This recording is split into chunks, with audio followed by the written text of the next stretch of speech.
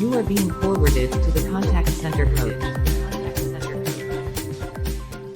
This program is sponsored by Furniss, where I'm the president and CEO. Furniss is the Greek word for coaching. We provide SaaS technology to centers like yours.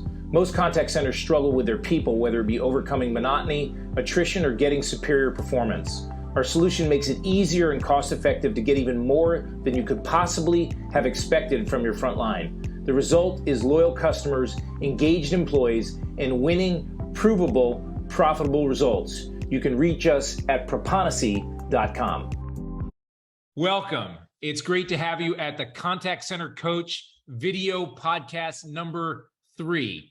And you're probably thinking that's not very impressive that it's only 3, but there's a reason for that. That's because I've been messing around with audio podcasts. And if you go to the Contact Center Coach on Spotify or Apple or SoundCloud, you'll find that I've done 79 of them out there. And each one of those is just me speaking. So if you're beaten down by listening to just me, joining my video podcast is a great idea because I don't talk very much, because I bring in people that are much smarter than I am to share their insight and ideas into the contact center. And this week is no exception because we have with us the great Bob Furniss. Bob, welcome. Thank you so much, Mike. It's an honor and a pleasure to be here with you. Well, the reason that Bob is with us is because I think that Bob is the king, the best place to go anywhere in the industry when it comes to people. Bob gets people. And I think that as you listen to him over the next 45 minutes or so, you're going to find out that the main reason that Bob gets people is because Bob loves contact center people. He loves them. And so let me give you a little background on him first so you can understand who he is and a little bit about why you should be listening to him. For more than 40 years, Bob's career has been focused on helping companies improve their customer experience. As a practice leader, his teams drive customer success by designing effective service and support strategies across all channels, with a focus on Salesforce, the world's leading customer engagement platform. He received the prestigious ICMI Lifetime Achievement Award in 2017 for his work in the contact center industry.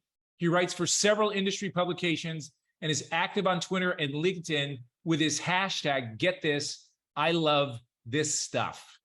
On a personal note, Bob is married with 2 children and 2 amazing grandsons. He lives in Memphis, Tennessee, loves photography, and is an avid Pittsburgh Steelers fan, which we probably won't talk about at this particular time. No, we won't talk at all about that. He's actively involved in the support of breast cancer awareness among young women.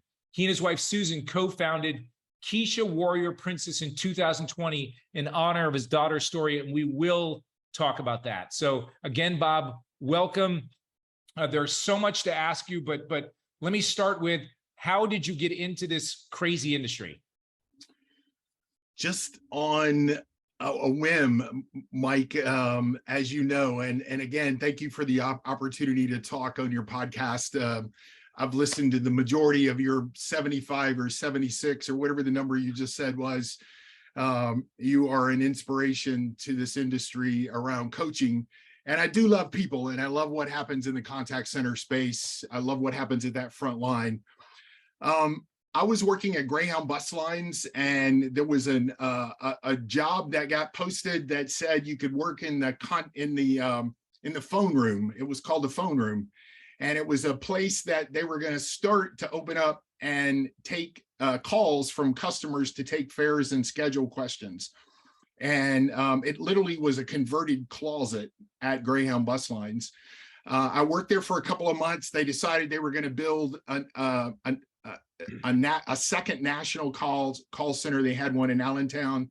They built their second call center in 1981, 82, somewhere in that neighborhood, in Charlotte, North Carolina. And I joined, picked my wife and I picked up and moved to Charlotte, North Carolina.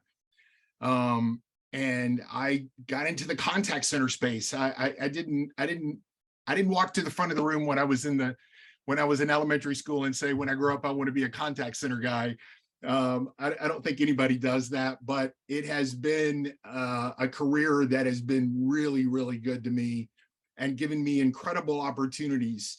And if I can share that love and that passion for that with somebody else, that 10 years from now or 15 years from now, or like me, 40 years from now, looks back and goes, the contact center was a good place, then I've done my job. Super. Well, listen, we've got all sorts of different people that are listening or watching, and some are just getting started, and some have been at it for a while. So one of the things that people often talk about is, career path, right? So where do I go? Where could I go? You've clearly moved and done a number of different things all around this industry. So if you wouldn't mind, just touch on a couple of the different jobs, and you got started on the phones, and I'm assuming that from there you probably started managing people, but just kind of walk us through your career. 40 years in the contact center industry is a long time. So tell us a little about some of the different things that you did. Yeah, I was an agent at the beginning, and there was an opportunity to become a supervisor, the nighttime supervisor. And so I worked from the 5 p.m. to 1:15 a.m. shift for a couple of years as the nighttime supervisor. You learned a lot because all the rest of the management team went home about 7 o'clock, and it was my domain. Looking back, I can't imagine that George Shawver would leave every night and think that I was going to be in charge. I could tell you some funny stories about, I'll share one night. North Carolina State was playing in the national championships, and there was a TV back in the training room. And I went back to watch TV, and I got enthralled in the game, and I turned around and looked up, and there were 2 people left on the phones. There were like 40 people in the room watching the ball game, and nobody was on the phones. There were calls on hold, but I started out as an agent. I moved to a supervisor. I had the opportunity to become a trainer, which was a great learning experience of how people learn and how people want to succeed. I then became a manager and eventually led call centers. I led a regional call center at Bell South, which became AT&T. I got a great opportunity from a friend of mine to become a consultant, and have been in the consulting space for about 20 years. Most recently, I work at Slalom, which is an international consulting firm. Our focus is on global consulting, and we seek to help people and organizations dream bigger, move faster, and build better tomorrows for all. And that's a big statement. And when I think about that, I sort of get overwhelmed about working for a company that's really talking about changing the world. But then I realize some of the companies and the brands that we work for are companies that do change the world. They are companies that are making a difference in the nonprofit space, in the public sector space, in the consumer space. So as a consultant, you get to see so much of what happens in the industry. And what I say is, you've learned where the holes are so that you help other people don't step in them. And then you've also stepped in a lot of holes that you're telling your customers you don't want to go there. But you also occasionally walk into a contact center that just blows you away in how well run a particular part of the contact center is. So that's what we offer as consultants, is to help organizations build better transformative experiences for their agents and for their customers via what happens in that contact center. And as you know, the contact center was a call center for a long time. It's no longer a call center, it's a contact center, it's an interaction center, and more it's becoming a digital center. So over the last 10 years, I've had the opportunity to help companies move towards digital channels. So just a great opportunity. So listen, we just last week we had Dave Hadibus in, who's like the king of networking. And so you and I met through a users group. So there's your work in the contact center, but there's also other things that you can get involved in. I mean, I know you've done public speaking, you've done magic inside of your public speaking and contact centers. Talk a little bit more about some of the people that you met, some of the places that people have met, so people get a perspective on, what else there is around it, and other places you can go to find other people that you can connect with. So there are a couple of industry organizations that if you're in our industry and you're not following, obviously you need to follow Mike Tamer and the contact center coach or the call center coach. But in the world out there, there is an industry around contact centers, and oftentimes you're an agent or you're a supervisor and you go, you know what, I like working here. I like being in this environment. It is a people first environment. I don't care how good the technology is going to get. I don't believe we're going to move away from people being the focus. People still have to teach the AI how to run. They still have to answer the calls that AI can't handle. They have to manage the channels that are out there. So ICMI is a great organization. They have conferences 2 times a year. You can find them online. There's a great publication called Contact Center Pipeline, that in my mind is the Bible. I told someone today that if I'm going to write something, I want to write it in this publication. If I'm going to learn something on a monthly basis, this is the publication I go to. But you have all kinds of opportunities in the contact center space. And if you're out there today and you're a supervisor or you're a manager and you're going, well, how do I get tapped into those things? What you want to start doing is writing about or talking about the things that you believe you're an expert on. So if you're extremely good at quality management, write an article about quality management and submit it to one of these organizations. See if they'll post your blog. And there's just great opportunity. What these organizations are looking for are people with real life stories and real life opportunities to share their best practices. So ICMI, Call Center Week, Contact Center Pipeline, there's just a multitude of those. We were talking about one today, a local organization in Austin, Texas, called the Austin Contact Center Association. Mm-hmm. There's just multiple places that you can engage. Yeah, and obviously CCNG, which was one of the ones we, David talked about last week, which is a place to get networking. All right, well, let's take a look and try to work on some of your areas of expertise. So let's just start at a high level. We'll work our way down. What are the key challenges that you see out there that contact center leaders are facing? So today, probably the biggest challenge is this work from home or work from anywhere concept. We all used to sit around and say, oh, well, we can't send our agents home because of security issues or because of PCI data or because of HIPAA laws. And then COVID happened, and on a Thursday afternoon, we decided we were sending everybody home on a Monday. And on Monday, everybody was at home.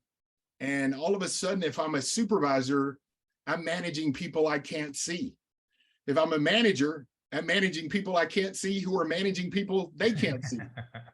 And so work from home, work from anywhere is by far the biggest obstacle that I see today. And the reason why, even though you're going back into the contact center in many areas, there still seems to be a lot of hybrid work. And so agents are going to gravitate towards companies, I believe, that allow them to have either options to work from home or allows them to work from home at all times. So we have to figure out, what does that mean? How am I going to coach? How am I going to give feedback? How am I going to communicate? I think you and I have talked before about the concept of Ken Blanchard's management by walking around. And when I was in a contact center manager, I used to have on my calendar 2 times a day, 30-minute increments that I just got up and walked around the contact center. And the reason why I was walking around is to understand what was happening in my contact center. What are the customers saying? What are people hearing? What's the problems that are in our business? And okay, so now I can't walk around. I can walk around in my contact center, but there's no one there. So how am I going to manage that? Well, with Slack and with Teams, I'm not sure that we haven't gotten better at our ability to connect with people. Slack allows me to interact, to post a meme, to post a funny video, to say attaboy, to communicate to one person and to a group of many.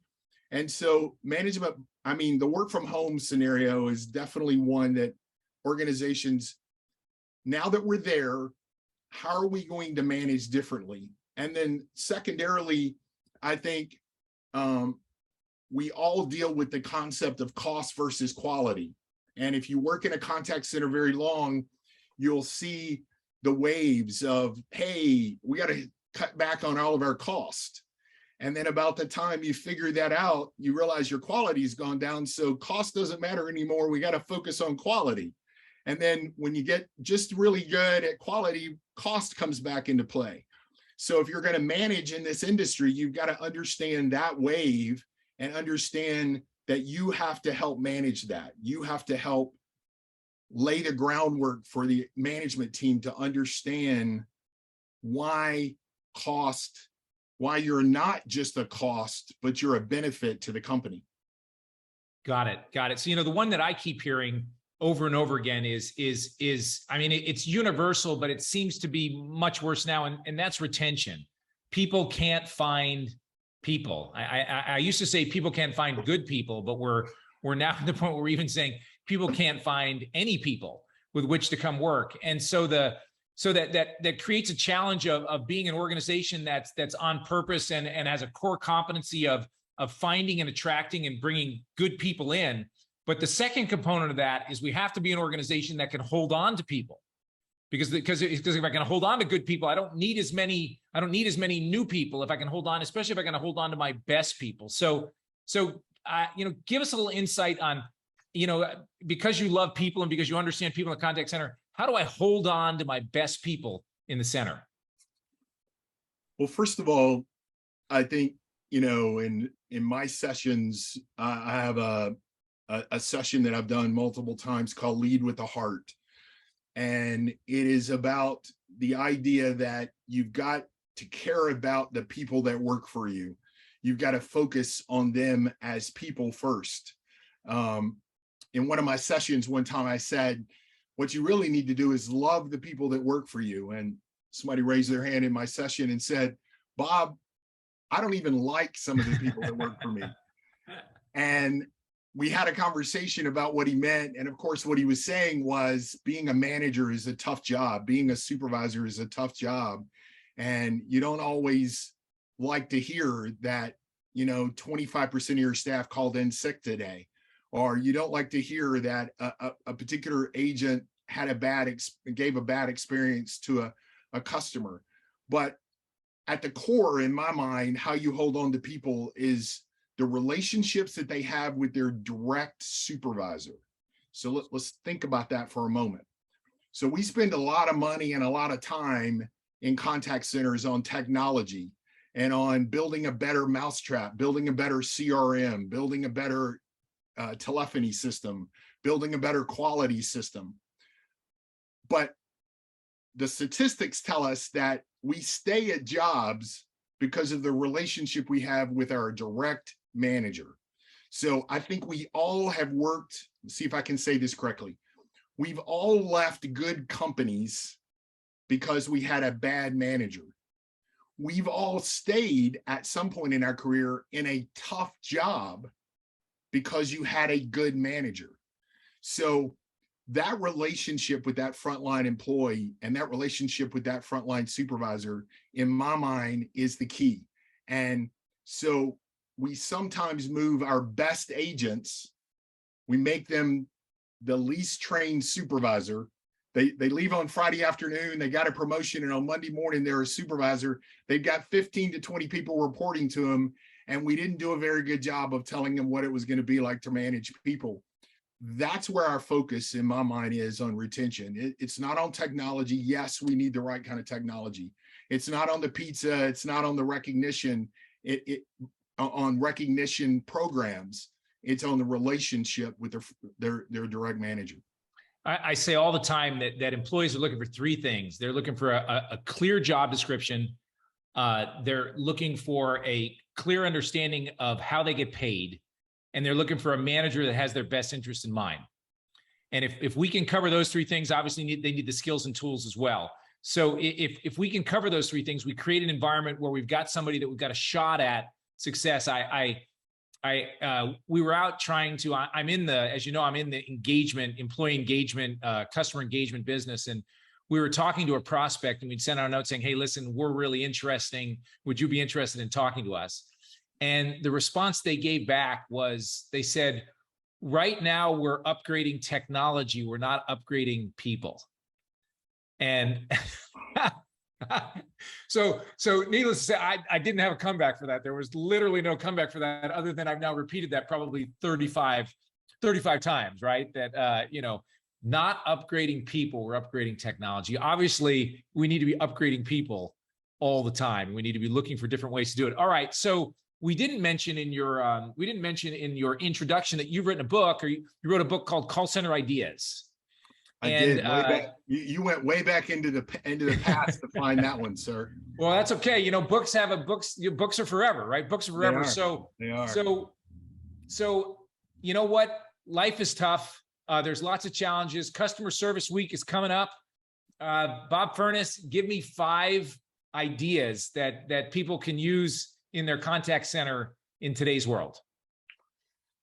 So the first one would be measure only what you can change. So let's talk about that for a moment. We measure everything in the contact center space. We're probably the only part of the organization that has a code for going to the bathroom. I don't think anybody in the marketing department puts a code in when they get up to go to the bathroom, but we literally have been in contact centers where there's a code that's a bathroom break. So we measure everything in a contact center. What we really need to do is to do analytics around the things that matter. So if I'm going to my boss to ask for more headcount, I need to have some analytics that tell him what the current measurement is and why adding additional headcount will give me a better experience for the customer. So it's not the number of my service level is 60% and it needs to be 80%. That doesn't say anything, but that's often what we give them. I was at a very large shipping company and I said, can you tell me can you show me your monthly reports? And the guy walks me over to a rack of binders, and there's a 1-inch binder for every month for the last 3 years. And he opened up the binder and he goes, here's what we do. And there were all of these graphs and all this information, but what there wasn't there was sort of that executive overview. So he was measuring a lot of things. They were measuring a lot of things, but what they perhaps weren't doing is measuring the things that they had the ability to change. And to carry that a step further, do your supervisors understand what service level really means? Do your supervisors understand what occupancy is? Do your supervisors understand what ASA is? And do they understand if the measurement is good, why would that be? And if the measurement is bad, what do I have to do about that as a supervisor, as a manager? Typically, if those things are bad, it's because somebody's not where they're supposed to be at the time they're supposed to be there. But measuring things that you can change, doing analytics on things. Number 2, manage your personal queue. As a supervisor, I have been in contact centers where I'm sitting down with the supervisor and there seems to be always somebody standing there waiting on them to ask them a question. And so the person asks a question, the supervisor answers the question, the person goes away and answers the customer. Next guy comes up, try this. I don't know, John, what do you think we should do?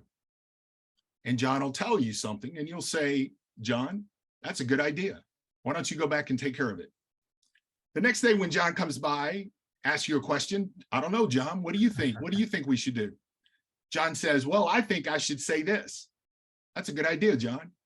Somewhere along day 3 or 4, John just quits getting up and asking questions because he realizes that you've given him the ability to make his own decisions. So managing your personal queue will give you more time for coaching and feedback and doing the things you need to do. I talked earlier about walking management while walking around.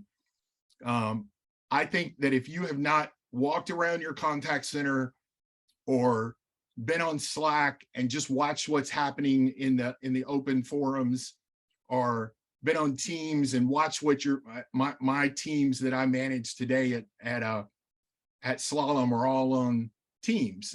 And so there is a Teams group for the multiple groups. And I just sort of watch what's going on. I want to see what's happening in my teams. So that's today's version of management by walking around. Then the next one I would say is probably similar to the one above, which was give your people permission to make decisions. I talked about the guy that comes and asks questions all the time. Give your folks permission to make decisions and even permissions to fail. I think about Mike Palmieri, who, when I was a director at the contact center at AT&T, I would go to Mike with these crazy ideas, and Mike would go, Bob, let's talk about that. And we would talk about it, and I would still think I had a great idea. Mike would go, Bob, if you think that's the right decision, then you go forth and do it. And it would fail. And I would come back to Mike and I go, it didn't work. And he'd go, what did you learn? And I realized that the number of leaders in my life that did that, all the way back to my first job at Greyhound Bus Lines, leaving me there at night as a supervisor, George said, Bob, if you have a question and you need to make a decision, think of 3 reasons you're making that decision and then make it. If it's wrong, the next day we'll talk about it and we'll learn from it. So give your people permission to make decisions, to fail. And then the last one is you need to understand contact centers. There's a great book called Contact Center Management on Fast Forward by Brad Cleveland. It's the book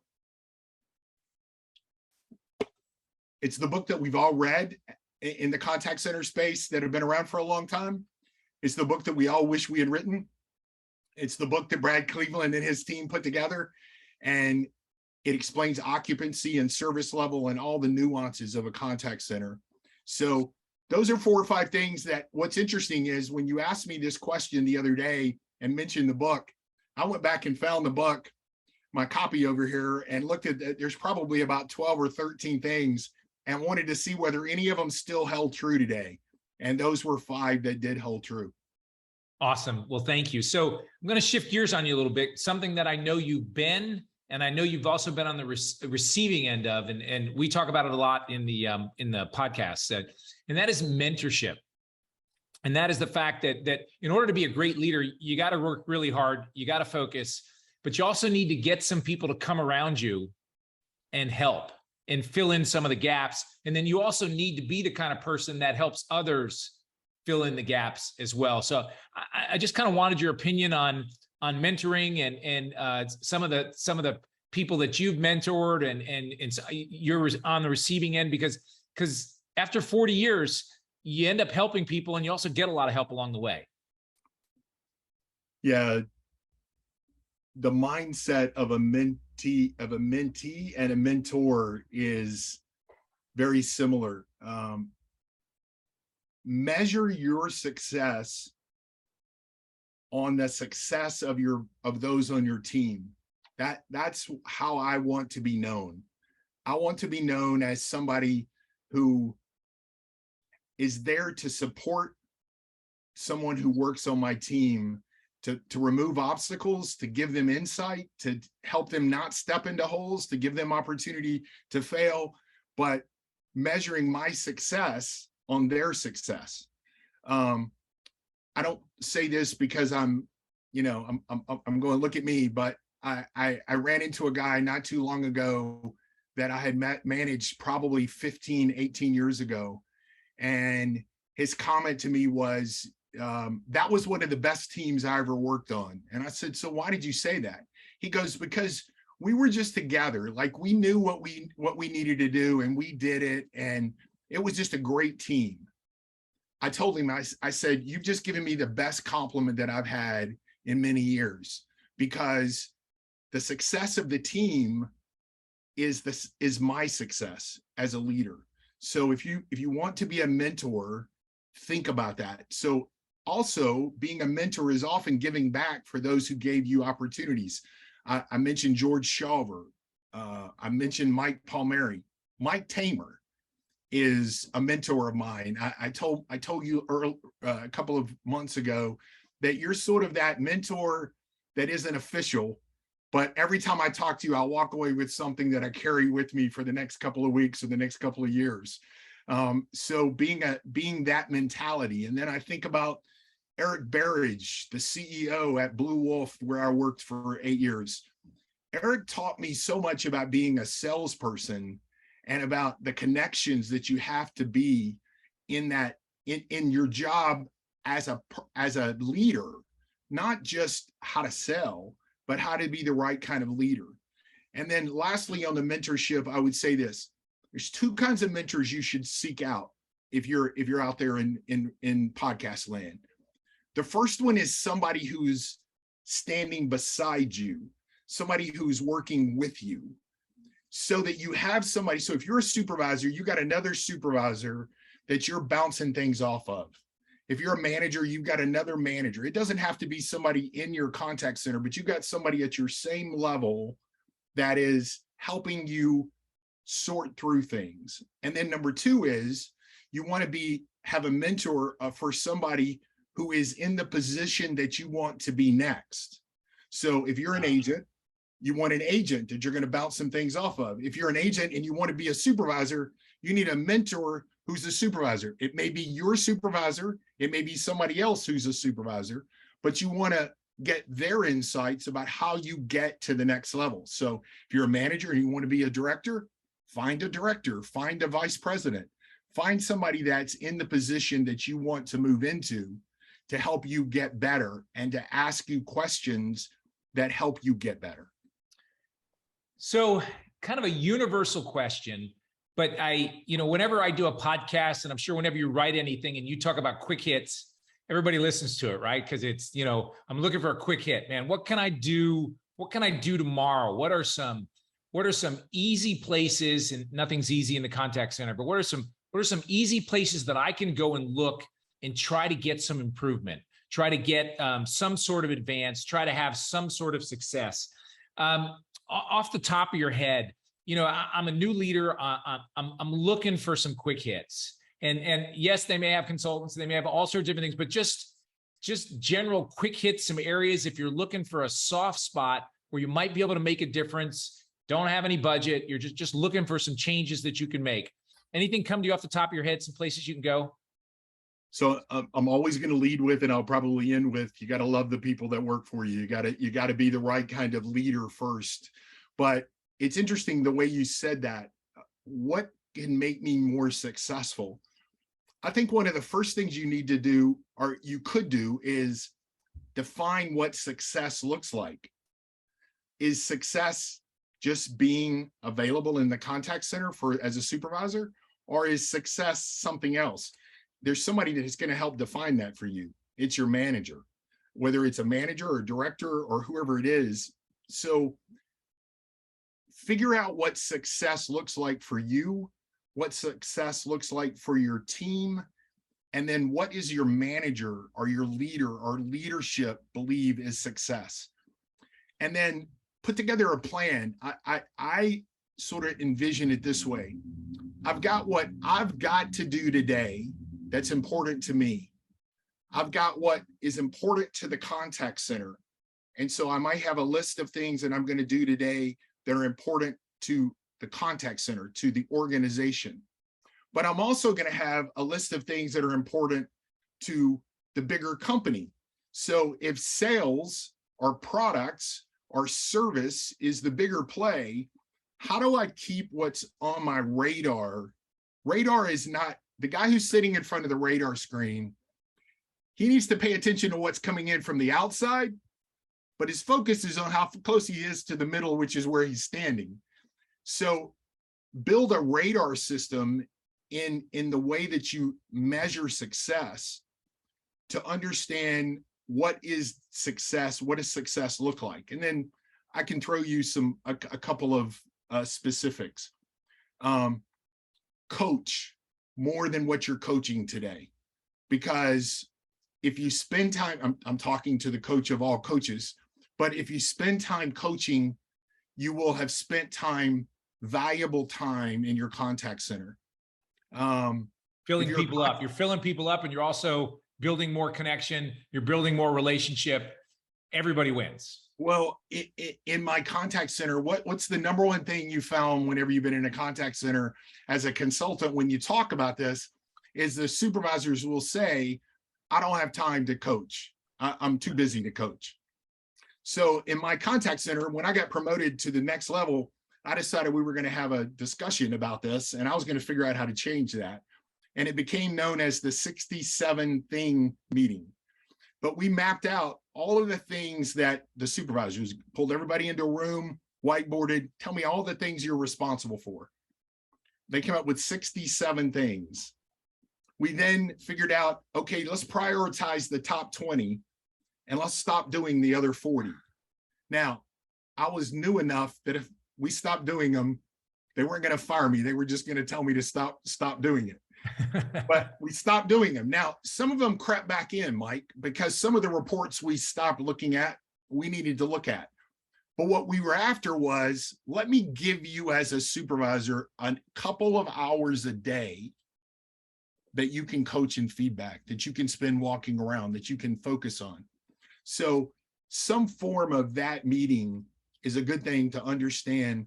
Why are your supervisors not coaching more? Because a lot of times, if you ask the director, how long do your supervisors spend with your agents? The director goes, oh, at least 80% of the time. And then you ask the manager, the manager, how long do they spend? Oh, somewhere around 50% of the time. You ask the supervisor, how long do you spend? Somewhere around 20% of the time. Yeah, sure. You ask the agent, and the agent says, I haven't seen my supervisor in 3 days. So you want to focus on coaching. That to me is a success factor that has both short-term gains and long-term gains in the contact center space. Perfect. I only have 3 questions left for you. The first one is, what's the coolest thing you've seen lately in the contact center? So we have to talk about AI when we talk about the cool things, because AI is actually changing the way we do work in the contact center. There are a lot of bad chatbots, Mike. We've all been on them. There's a lot of bad IVRs out there. There's a lot of bad digital chatbots. I was on one the other night asking questions. I finally said, are you a live person? And I knew by the answer it wasn't. I was talking to a bot. But there's some really great bots out there. And I've seen some bots recently in the hotel industry that has the ability to speak in over 100 different languages in an international environment, so that the person in Thailand can ask a question at their hotel. It can be answered in a call center where someone speaks English. It converts that question into English. I type my answer back in English. I attach a document that is in the local language, and it goes out. There's just amazing capabilities that are happening in the AI world. Next best action. Imagine a system that can follow along with you in real time. So it listens to what the agent is saying. It listens to what the customer is saying. And then over here on the third panel, it's trying to make decisions of how to help the agent answer the right question. Sometimes the intent is, or the intent of the customer, that the AI will pick up that they're frustrated when the agent didn't pick it up because they were too busy looking for knowledge articles. Sometimes it'll pick up the next best action, the next best sales opportunity, the next best article. So AI is changing the way that contact centers run. I love what Peter Coffey says. Peter Coffey says AI is valuable when we quit calling it AI. So if you think about Siri, or you think about Alexa, and you think about that, you don't call them AI, you call them something that is valuable. Yep. because we quit focusing on the AI and the AI. Alexa, stop. I figured she was going to do that. But AI is no doubt the thing that is changing, is going to change our industry. It's already changing it. And we're going to scrape off another layer of interactions to bots and to AI assisted capabilities. All right. My second to last question. What does Bob Furniss do, and what's he interested in outside of contact centers? So I have to start with my family. I absolutely am devoted to my family. I've got a son with two little boys, a 4-year-old and a 6-year-old. My 6-year-old's grandson is entering golf tournaments. I'm going this weekend, and he's entering in the 6, 7, and 8-year-old tournaments for the junior PGA, and he's winning his tournament. Cool. So got a future. I told my son, you got to make sure the pictures are good, so that when we're on 30 but for 30 on ESPN someday, that you've got him when he first started swinging the club. Well, I mean, doesn't grandpa is a photographer though, right? Yeah, I was going to say the second thing is the photography, and I will definitely have my camera on Saturday. I love concert photography. I'm involved in local venues here. Photography for me allows me to use a part of my brain that I don't use in business, and to be creative and to think and see things through the eyes of a viewfinder. And then you mentioned earlier, our nonprofit, Keisha Warrior Princess, is a big part of my life and will become an even bigger part of my life when I fade off into retirement. We will make this a part of who we are. And I put up a picture of the Keisha Warrior Princess there, Bob, as Thank well. you. So it's at warriorprincess.org, and you can find out about our nonprofit. My daughter, who was 30 years old, was diagnosed with stage 4 breast cancer at just 30 years old. It's not a disease that you think is for young women, but about 11 to 12% of breast cancers in America are in women 45 and younger. And what even makes that more important is that when they find breast cancer in women 45 and older, and the younger they are, the more propensity it is, they find it at a later stage. So my daughter, when they found it, she had been going to the doctor, but not to the gynecologist. She'd been going to the doctor for problems that they weren't looking for breast cancer. So by the time it was found, she was in stage 4.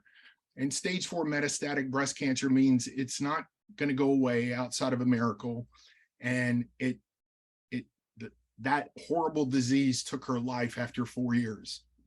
And so I wrote an article called "Every Question a Dad Should Ask His Daughter," and I sent it into the local newspaper.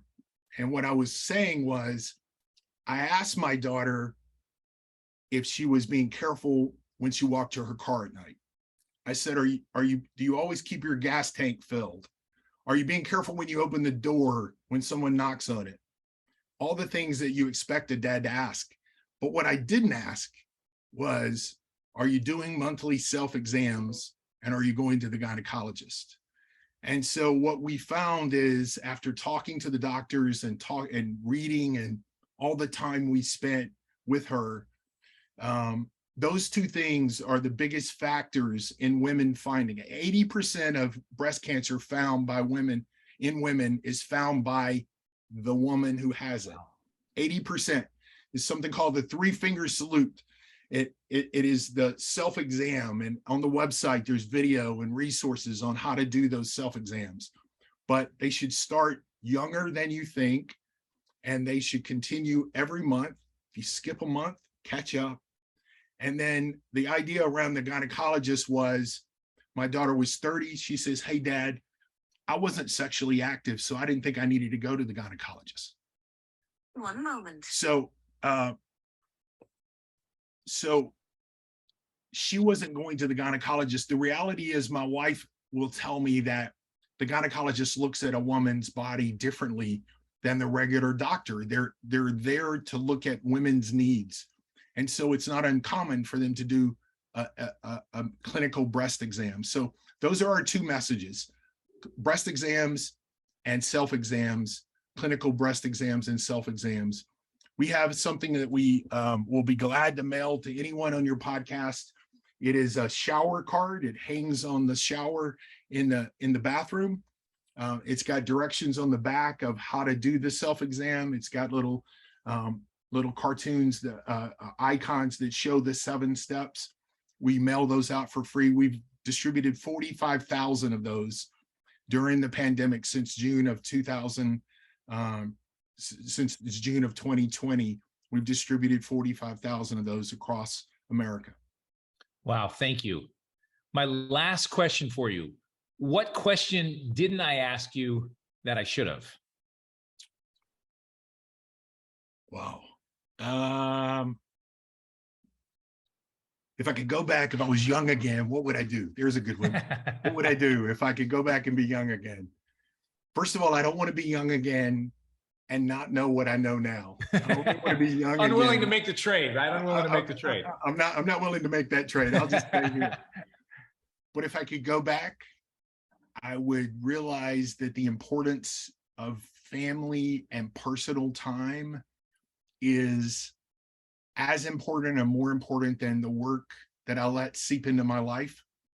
This is an industry that will suck you in to 12-hour days and 14-hour days.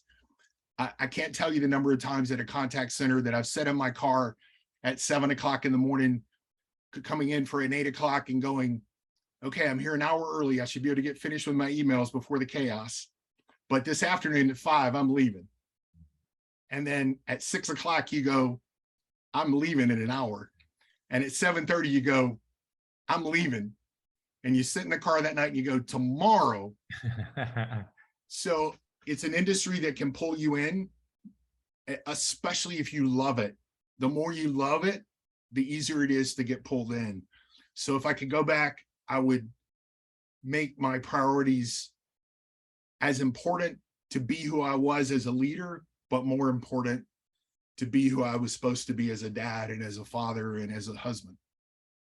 Well, that's a perfect ending. And Bob, I am so grateful that you came on and spent some time and shared your expertise and your love for people. And folks, there's so much to learn from that. I'm very, very grateful that you came. Thank you very, very much.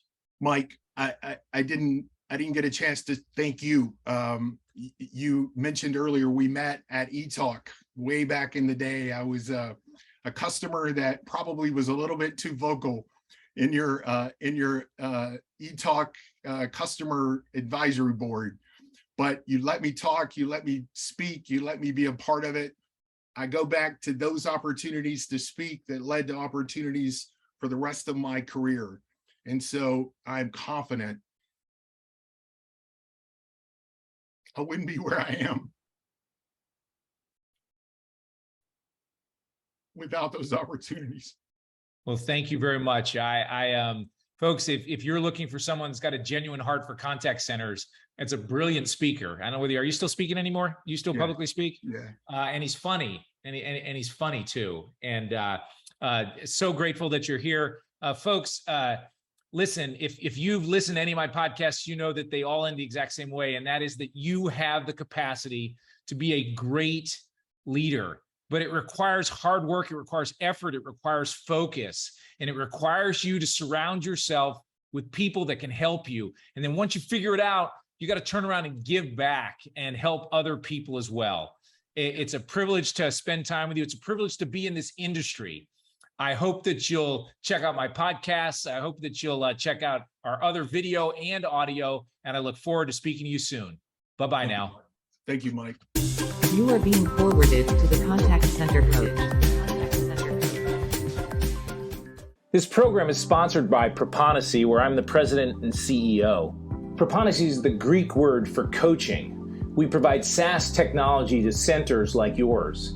Most contact centers struggle with their people, whether it be overcoming monotony, attrition, or getting superior performance. Our solution makes it easier and cost-effective to get even more than you could possibly have expected from your front line. The result is loyal customers, engaged employees, and winning, provable, profitable results. You can reach us at Proponisi.com.